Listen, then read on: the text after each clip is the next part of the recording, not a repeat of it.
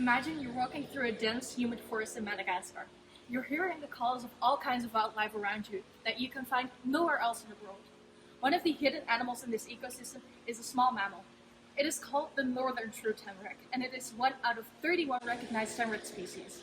Today, we're here to tell you why it's urgent that we gain more knowledge in order to protect this species. The northern true tenrec is also very unique.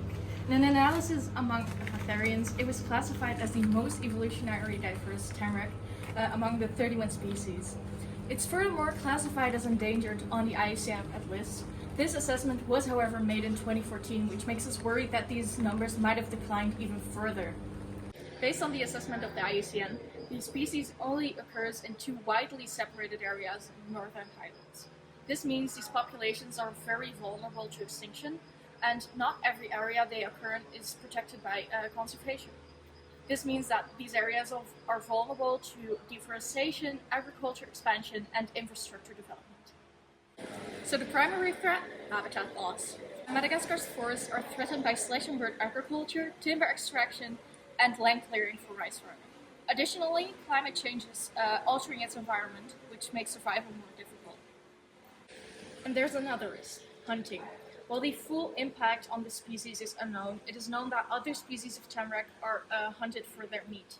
To determine the full extent of the impact on this species, more research has to be performed. These threats combined make the northern true tenrec endangered. It is therefore crucial to protect the species and the ecosystem they live in. Okay, so we want to help the northern true tenrec in Madagascar, and our project, we propose 3 different stages to do this. The first stage will be, because the data on the species is so outdated, we want to suggest a new assessment of the species and population distribution. And this is important for deciding on further measures. But it is important to keep in mind that we want to keep it as animal friendly as possible, so we don't want to do any live trapping or camera trapping or something like that. We just want to we suggest monitoring with acoustic vocalizations because it's effective, it's cost efficient, and we don't disturb the animals at all. Okay, the second step of our project is educating and engaging with the local community. Because now, tenrecs, there's this misconception, and they're often viewed as pests, such as rats, and this makes conserving them very difficult because people don't like them. So raising awareness among the local community is therefore essential in protecting the species, so we propose several ideas. To raise local awareness, we have several ideas in the form of education. The first is to design an infograph, which would explain the differences between rats and tenrecs, because there are lots of differences, and also include the benefits they have for the local environment. For the younger kids, we want to design some coloring books, some posters to teach them in schools, to teach them about the importance of the tenrecs and to also make them see the beauty in these little animals that they don't. Because the animals, they don't see them very often, but they're still there and they still deserve attention and conservation.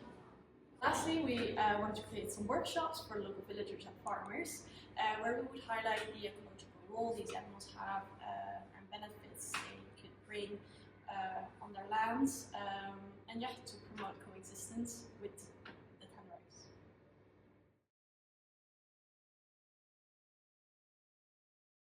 Now that we have more information about the population and species distribution in Madagascar, and we have the local community engaged, it's time for the third stage of our project, which is reforestation. As said before, habitat loss is the biggest threat for our tenrecs, and we hope to solve that with reforestation through a land exchange program.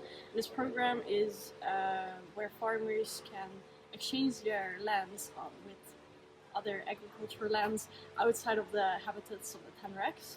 To achieve all these goals, we propose the following timeline. In the first year, we will conduct some baseline research, collect the data, and prepare for all the education initiatives And then the second year, we will really start implementing these education campaigns and school programs and workshops. And when community engagement increases, official negotiations with the local communities and farmers will start on the reforestation process. So the conservation actions will continue to become reality in the third year, where we will be doing lots of stuff with the land exchange program and all the reforestation actions. So work against habitat loss will be done, and then after that, every 2 years we will have some new assessment to evaluate the success of the project. Next, we're going to talk about the stakeholders that we want to involve in our project, because for the success of our conservation project, it's important to involve different groups. The first essential group that must be involved in the project are the farmers and the local communities, because these people live in and around the habitat of the northern fruit tenrec. And they often rely on the natural resources that the forest and the land provides them. So it's important that we involve these groups in the conservation.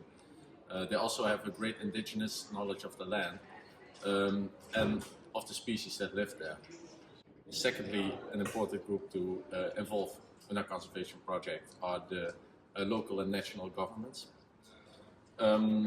Because it's these governments that implement the regulations, manage protected areas, and develop environmental policies. So by working closely with these groups, we can strengthen our conservation efforts. Another key group to involve for our conservation project are the NGOs and the international organizations, because they can provide us technical expertise, training, and additional funding and resources to help us further develop our project. And what they also can do is they can bring international awareness to our project and make it known around the world what we are doing. Furthermore, it's important that we can collaborate with research institutes and universities, like the University of Antananarivo, for example, because these institutions already have a lot of experience with biodiversity research on Madagascar and monitoring. They can help us collect and analyze data of the northern tenrec species. And we can also work together with their students to collect this data and also involve these students in our project. So I've named a few stakeholder groups that we think are very important for our project.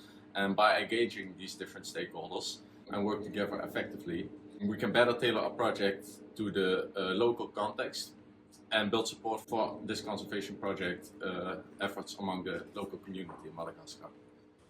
So we now have all these plans, however we can't realize them without proper funding, of course. So we have calculated a total budget of $50,000. We then have divided this budget in the 3 stages we have mentioned previously. Most of the money will go to the first phase, which is the research and population assessment. Then in the second phase, regarding the education and community engagement, it will be a little bit less. Lastly, the third stage of habitat protection and restoration will be the least amount of money.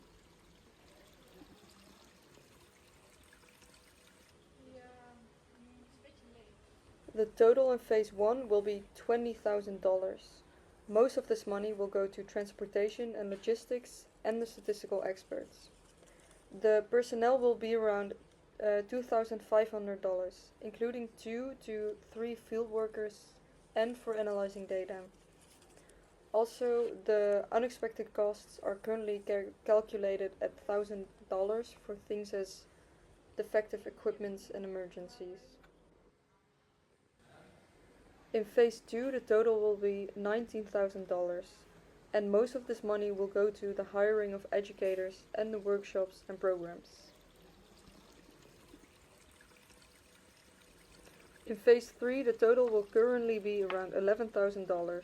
However, a lot of the costs are still unsure. These are in the green texts. This is because the costs might change due to the outcomes of research in phase 1. The costs will mainly go to landowner compensation and reforestation projects.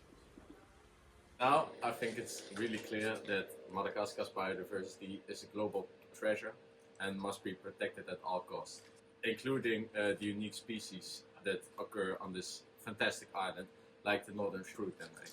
So by supporting our project, we think that you not only are saving the northern shrew tenrec species, but you're also contributing to saving an ecosystem with a lot of other unique species.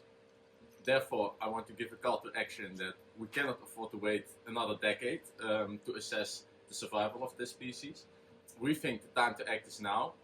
Therefore, we want to call you to join us on this mission, because together we can assure that the tenrec has a future, just like all the other unique species that live on the island of Madagascar.